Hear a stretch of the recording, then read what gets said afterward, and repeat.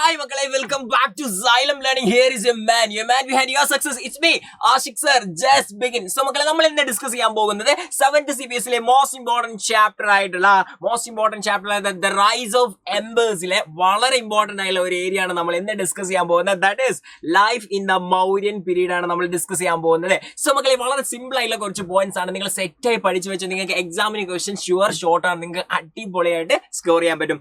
So first thing എന്ന് പറയുന്നത് basically എന്താണ്? ബേസിക്കലി നമ്മുടെ മൗര്യ പീരീഡിൽ വരുന്ന സമയത്ത് അവിടെ പാടലിപുത്രയാണ് മെയിൻ അഡ്മിനിസ്ട്രേഷൻ സെന്റർ എന്ന് പറയുന്നത്. ഏതാണ് മക്കളെ? പാടലിപുത്രയാണ്. പാടലിപുത്ര നിങ്ങൾ എന്ത് ചെയ്യുക, പെട്ടെന്ന് തന്നെ കമന്റ് ബോക്സിൽ ഇടുക. then എന്ത് ചെയ്യുക, നിങ്ങൾ ഈ വീഡിയോ ഷെയർ ചെയ്യാം.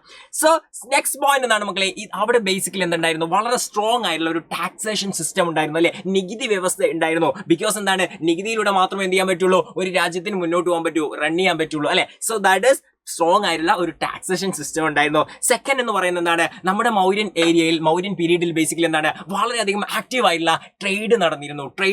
അങ്ങനെ ട്രേഡും ബിസിനസ് ഒക്കെ നല്ല അടിപൊളിയായിട്ട് നടന്നുകൊണ്ടാണ് ബേസിക്കലി മൗര്യൻ അഡ്മിനിസ്ട്രേഷൻ അടിപൊളിയായിട്ട് മുന്നോട്ട് കൊണ്ടുപോകാൻ പറ്റിയിട്ടുള്ളത്. ദെൻ അടുത്ത തേർഡ് പോയിന്റ്, ഇമ്പോർട്ടന്റ് പോയിന്റ് ആണ്, ഇമ്പോർട്ടന്റ് കീവേഡ് ആണ് മക്കളെ, ശ്രദ്ധിച്ചോ. ദാറ്റ് ഈസ് അഗ്രികൾച്ചർ ആയിരുന്നു ബേസിക്കലി അവരുടെ മെയിൻ ആയിട്ടുള്ള റവന്യൂ സോഴ്സ് എന്ന് പറയുന്നത്. ഏതാണ് റവന്യൂ സോഴ്സ്? മെയിൻ ആയിട്ട് ഏതായിരുന്നു മക്കളെ? അഗ്രികൾച്ചർ ആണ്. ഈ 3 പോയിന്റ്സ് വളരെ അടിപൊളിയായിട്ടുള്ള പ്രീമിയം പോയിന്റ്സ് ആണ്. എന്റെ കുഞ്ഞുമക്കൾ അടിപൊളിയായിട്ട് പഠിച്ചു വെച്ചോ.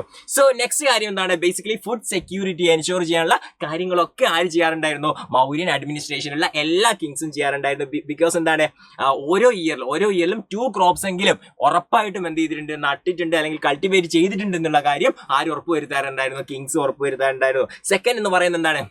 അവിടെ ഒരുപാട് സിറ്റികളുണ്ട്. ആ സിറ്റികളിലൊക്കെ എന്തുണ്ട് മക്കളെ?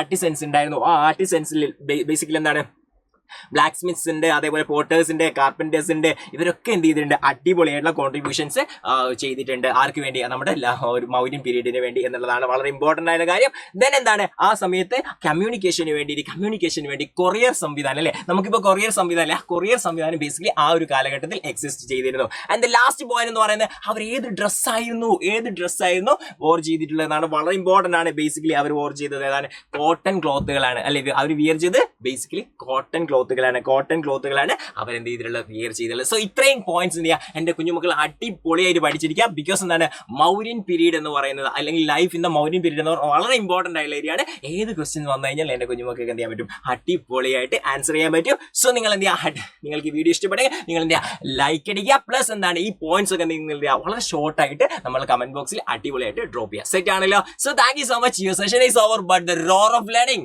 never ends. This is your man Ashik sir, just signing off. Thank you. Bye.